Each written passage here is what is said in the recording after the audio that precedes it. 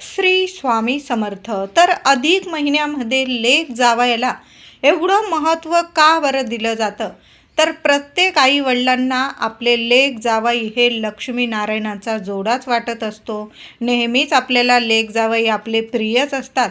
पण अधिक महिन्यामध्ये आपल्या लेक जावयाला जेवढा मान सन्मान आपण देत राहतो, वाण देतो, त्यांचा मान सन्मान करतो, त्यांना घरी बोलावतो, मुलीची ओटी भरली जाते, जावयाला कपडा लत्ता, आपली लेकरं बाळं असतील, नात नातू, त्यांना कपडा लत्ता देऊन त्यांचासुद्धा मानपान केला जातो.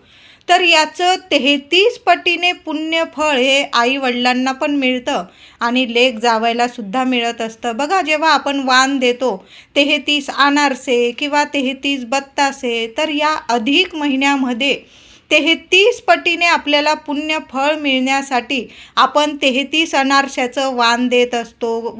आता अनारसे नसतील तर तुम्ही बत्तासेसुद्धा 33 प्रमाणात मोजून त्याचं वाण जरी दिलं. आता कुणी सोन्याच्या वस्तू वाण म्हणून देतात, चांदीच्या वस्तू.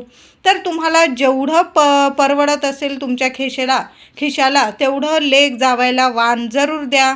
नाहीच जमलं, एक तांब्याचा दिवा जरी दिला तुम्ही निरांजन, या निरांजनालाच या अधिक महिन्यामध्ये खूप खूप महत्त्व आहे.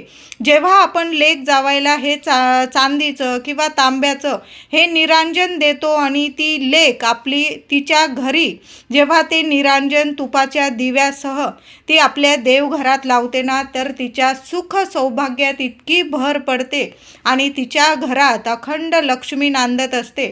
म्हणून या अधिक महिन्यामध्ये लेक जावयाला भरपूर मानपान द्या, त्यांना वाण द्या. तुम्हाला जेवढं जमेल ना तेवढं वाण जरूर द्या. एक